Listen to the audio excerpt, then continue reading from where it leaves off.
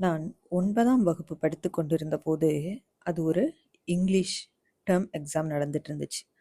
Essay எழுதிட்டு இருக்கும்போது சடனாக என்னுடைய மைண்டு பிளாக் ஆகி எதுவுமே ஞாபகமே வரல. டைமும் முடிய போகுது, ஏதோ ஒன்று அப்படின்னு முடிந்த அளவு எழுதிட்டு வீட்டுக்கு வந்தேன். ஸோ எனக்கு இங்கிலீஷ் அப்படின்னாலே பயங்கர பயம். காரணம், நான் படித்தது தமிழ் மீடியம். வீட்டுக்கு வந்துட்டு என் மனசே ஆறல. எவ்வளோ கஷ்டப்பட்டு படித்தும் இப்படி ஆகிருச்சு அப்படின்னு கண்ணில் அவ்வளோ கண்ணீர். பைபிளை எடுத்து நெஞ்சில் வச்சுட்டு ஏனேசப்பா அப்படின்னு அழுதுட்டு கொஞ்ச நேரம் அப்படியே இருந்தேன்.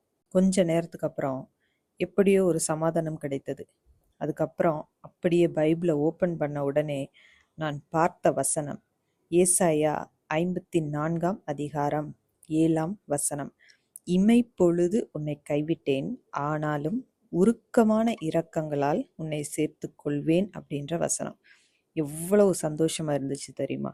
உங்களையும் கர்த்தர் இமைப்பொழுது கைவிட்டிருக்கலாம், ஆனால் அவருடைய இரக்கம் மிக பெரியது. இந்த வசனத்தை நீங்களும் மறக்காம மனதில் பதித்து வைத்துக் கொள்ளுங்க. சமாதானம் நிச்சயம் கிடைக்கும். இந்த வீடியோக்கள் உங்களுக்கு பிடித்திருந்தா மறக்காம லைக் பண்ணுங்க, உங்க ஃப்ரெண்ட்ஸுக்கு ஷேர் பண்ணுங்க. இன்னும் நம்முடைய பைபிள் மோட்டிவேஷன் சேனலை சப்ஸ்கிரைப் பண்ணவில்லை என்றால் மறக்காம இப்பவே சப்ஸ்கிரைப் பண்ணுங்க. மீண்டும் நாளை சந்திப்போம். நன்றி.